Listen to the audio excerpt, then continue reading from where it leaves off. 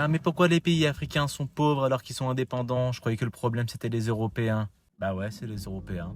Regardez. Patrice Lumumba, leader de la République démocratique du Congo, souhaitait l'indépendance, la justice sociale et l'unité nationale en libérant le pays de l'influence belge.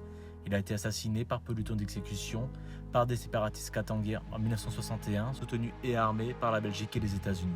Thomas Sankara, dirigeant du Burkina Faso, luttait contre la corruption, promouvait l'éducation, la santé et l'émancipation des femmes pour mettre fin à la domination impériale. Assassiné lors d'un coup d'État fomenté par la France en 1987, Steve Biko, militant en Afrique du Sud, a fondé le mouvement de conscience noire, encourageant le peuple à se libérer psychologiquement de l'apartheid. Il est mort des suites de lésions cérébrales à la suite d'un passage à tabac en détention policière en 1977. Eduardo Mondlane, anthropologue mozambicain qui a fondé le Frémilo pour mener la lutte de libération contre le Portugal et promouvoir la dignité et l'autodétermination.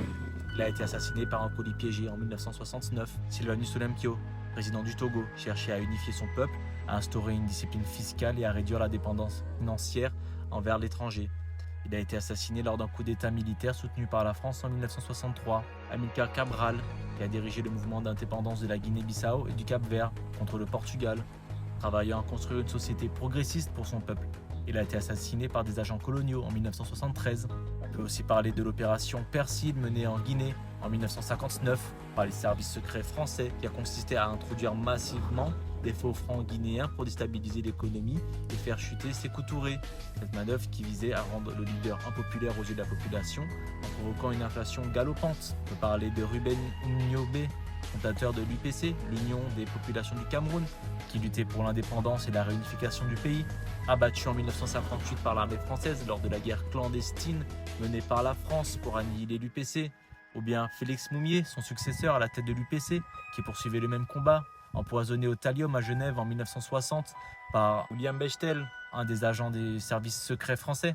Il y a aussi l'assassinat de Dulcie September, militante sud-africaine anti-apartheid, abattue à Paris en 1988 alors qu'elle enquêtait sur les relations troubles entre la France et le régime de ségrégation. Vous voyez, c'est facile de dire que les pays sont pauvres. C'est un peu plus difficile d'accepter la réalité, qui est que oui, on se bat, non, on n'est pas des victimes. Mais quand on a tout un continent, plus les États-Unis, plus l'Asie contre nous, bah ça prend plus de temps. Mais les Africains arrivent, les Africains se battent. Alors regardez bien ce qui se passe au niveau de l'AES. Les Africains arrivent.